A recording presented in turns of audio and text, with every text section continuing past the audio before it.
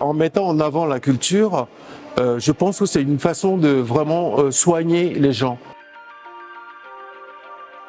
Révélation, c'est la révélation, en tout cas pour le public martiniquais, de la richesse de la production artistique béninoise.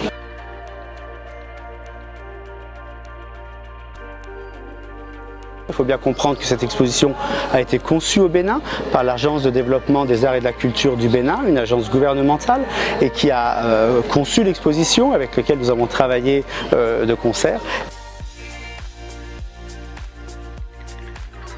L'exposition Révélation art contemporain du Bénin regroupe, je le disais tantôt, 42 artistes de la scène artistique contemporaine du Bénin et plus d'une centaine d'œuvres. On est autour de 120 œuvres. Quelle est l'idée? L'idée, c'est de reconnecter la diaspora et les afro-descendants au Bénin, à cette patrie dans laquelle nous nous reconnaissons tous, pour la plupart.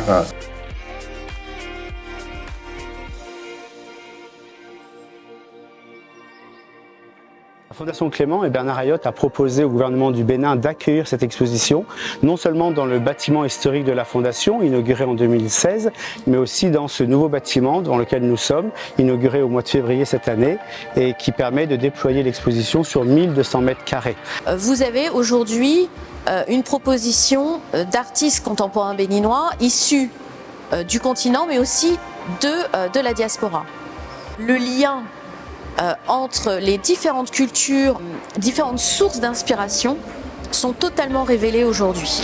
La Fondation Clément a développé depuis de nombreuses années un savoir-faire dans la production d'expositions de grande envergure et surtout à des espaces nécessaires avec des conditions de sécurité, des conditions de conservation qui sont évidemment très rigoureuses.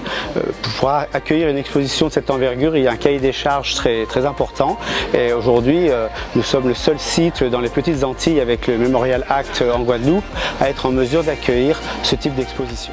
Donc il s'agissait de récupérer ces biens spoliés pour pouvoir construire une économie autour, et c'est ce que nous déployons.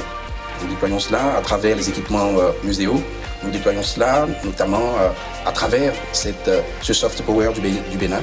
Et c'est quelque chose d'unique en Afrique. Vous voulez l'Afrique du Sud, le Cameroun, le Congo, il y a aussi des artistes, mais pas aussi prolifiques. On a la modernité, le contemporain et l'histoire.